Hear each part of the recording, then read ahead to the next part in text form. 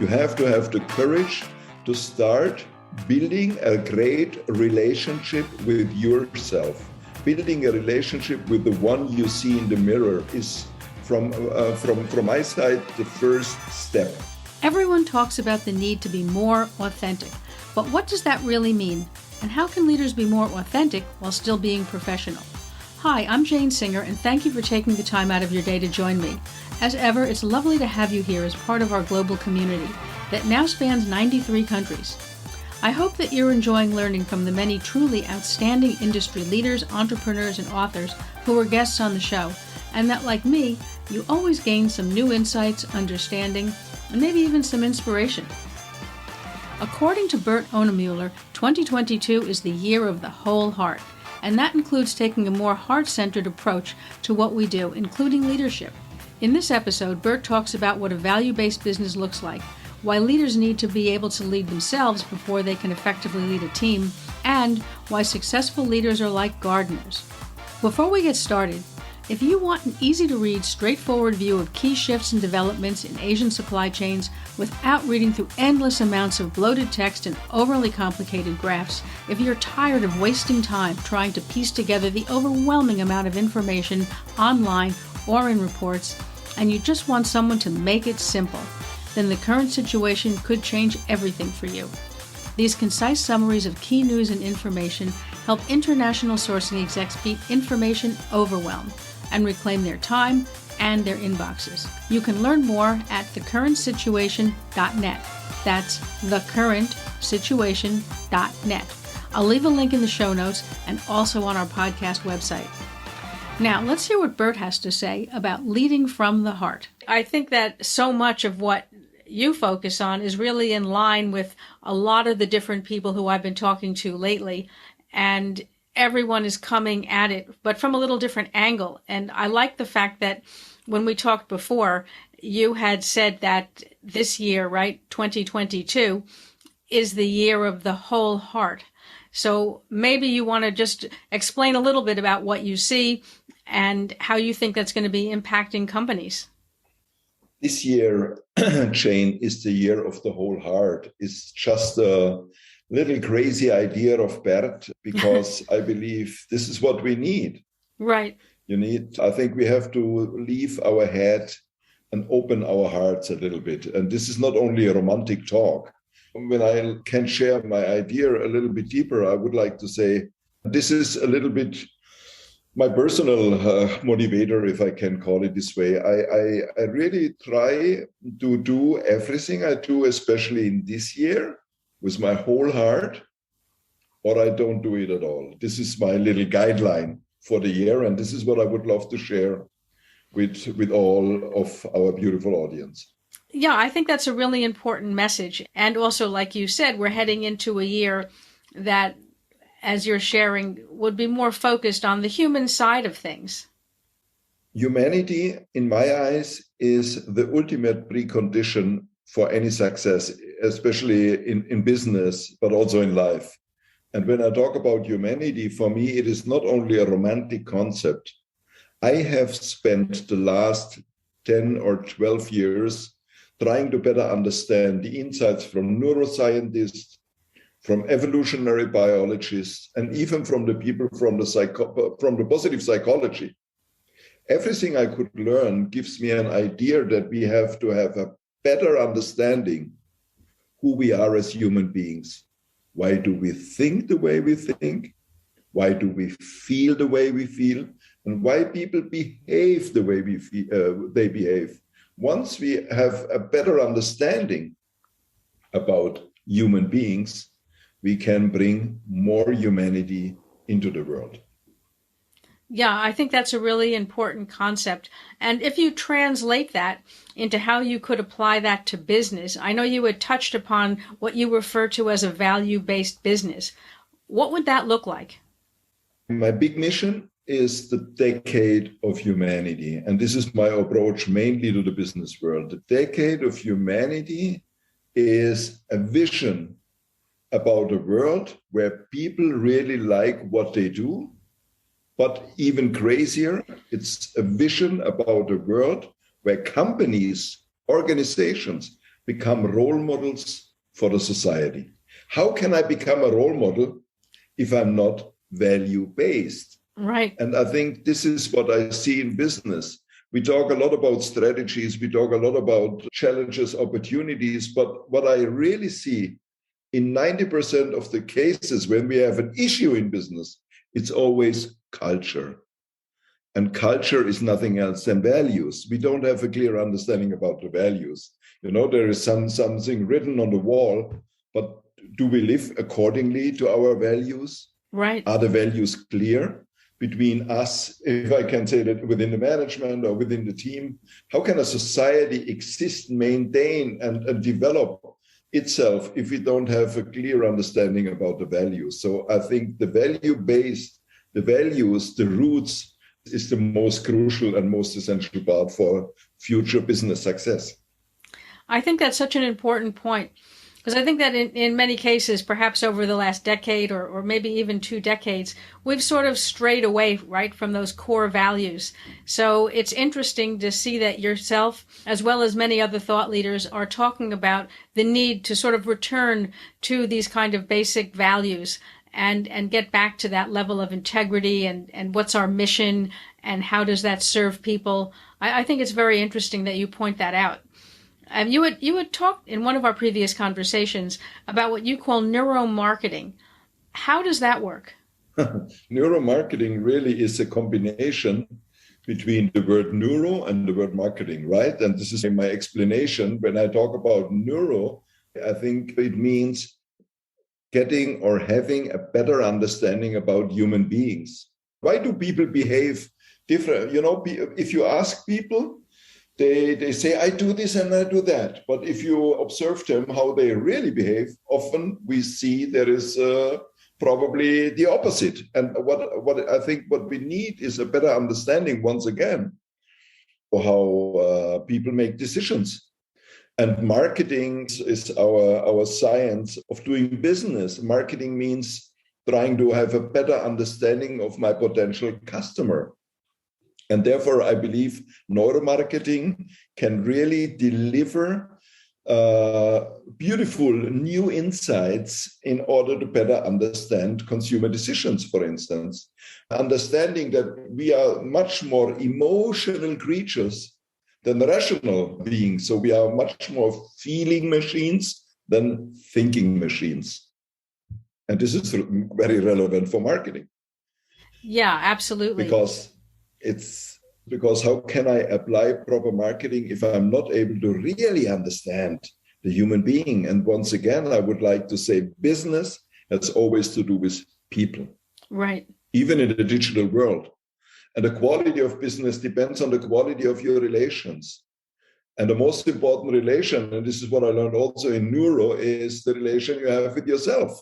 That's interesting. So how can I, for instance, when I think about business, how can I lead somebody if I'm not able to lead myself because I don't know who I am? I meet so many very successful managers and leaders. They tell me, Bert, I'm so super successful and I achieve a lot of things. But can I say something very honest, very private? I'm totally unhappy. Oh. And a lot of people, they change life for money, they change life for the career. But on the way to the top, if I can say that, they sometimes lose themselves. And once again, when I think about this idea of humanity, I would like to inspire people. I would like to remember people who they truly are. And what I learned in leadership and business is you only can give away what you have. Right. So first and foremost, once again, leadership means self-leadership. And humanity means not only understanding a human being, but also understanding oneself. Yeah, I think that's something that more people are becoming aware of. And it's difficult for many, right, to decouple from the notion that success is only defined in terms of what you might call, in financial terms, for lack of a better way to put it, right? That if you're not making a ton of money, that if you don't have a very big position in a big company, then you are less successful than somebody else who does. And I think what you're pointing out is important, that sometimes the greatest success is to be comfortable with who you are, to be your best self.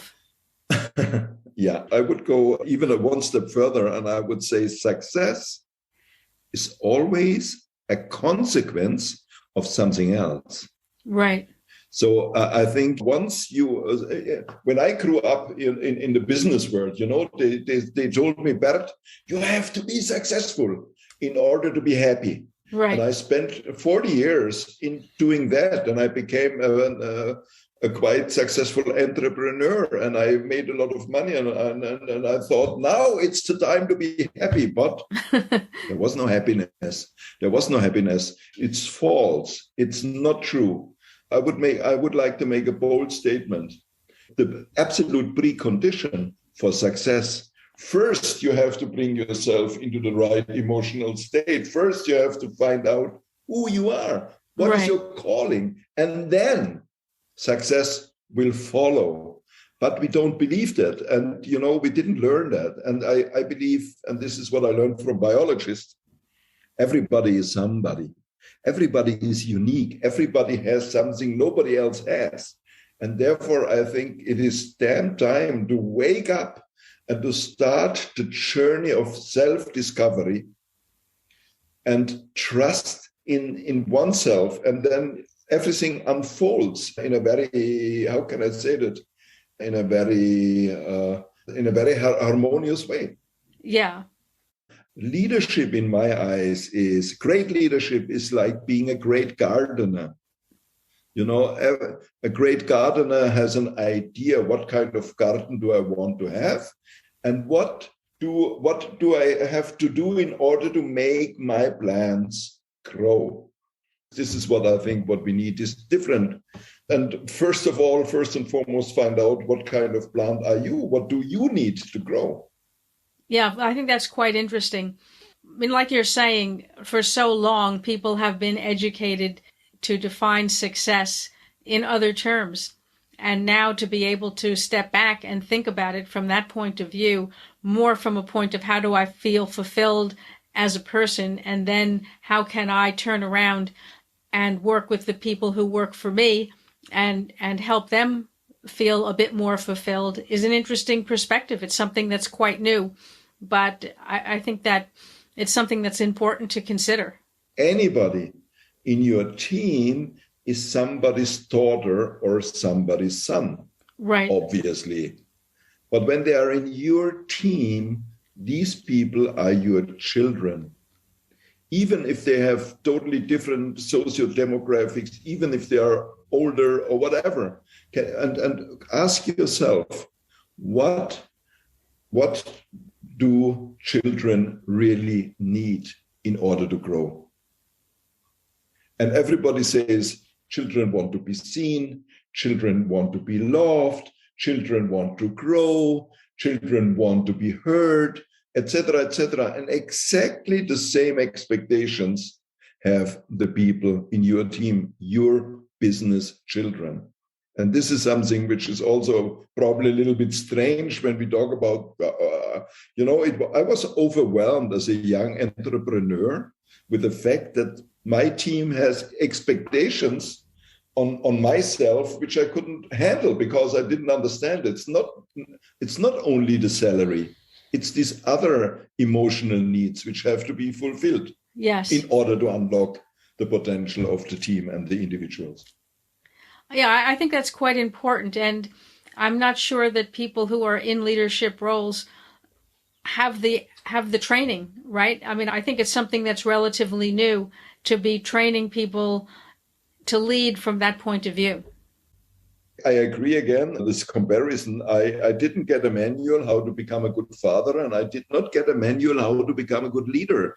We did it with all our best intentions, but sometimes we don't know what's really going on. And therefore, I say it makes a lot of sense to think about this idea of humanity. We need to have a better understanding about us as human beings. What do we really need? Why do we behave the way we behave? We have to become aware about that. We talk a lot about mindset, but I would like to add the mindset is not sufficient. What we need is not only a great mindset, what we need is a great heart set. And this is what I call leadership from the heart. It's not, once again, a romantic idea. Now, if people are running a business and they're saying, gee, I think what Bert's saying makes a lot of sense. I understand the concept. I embrace the concept, but now I need an action plan. What would be step one? If it would be a sales, if I could make a little bit of an advertisement, I would say it's very easy. Just read the book, Lead, Speak, Inspire from Bert Ohnemueller, and you have a clear manual what to do. But I don't want to sell anything. What I want to say is you have to have the courage to start with the woman or with the man in the mirror. You have to have the courage to start building a great relationship with yourself. Building a relationship with the one you see in the mirror is from my side, the first step. Once you can do that, and this is very, very challenging, it needs a lot of courage. Once you do that, you become automatically a leader, not by your role, not by hierarchy, but by your behavior. People would follow you because they can feel your authenticity. They can feel that you really walk your talk, that you are congruent with what you say and how you behave. So this is what I would recommend. The journey to oneself. In order to, if you want to deliver anything to anybody, you have to have it. And therefore you have to deliver it to yourself first.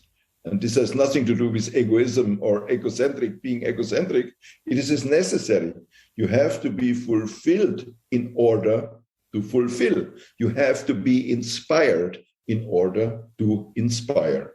This is my little proposal. Yeah, I think that it's an interesting way to look at it. And you're right. But I think that for a lot of people, they don't know where to start because a lot of things sound interesting, but it's so difficult to understand how to get going on it. We need that roadmap, perhaps, for people to, at least for the initial people, to start to blaze that trail. So if people are interested in getting in touch with you, how can they find you?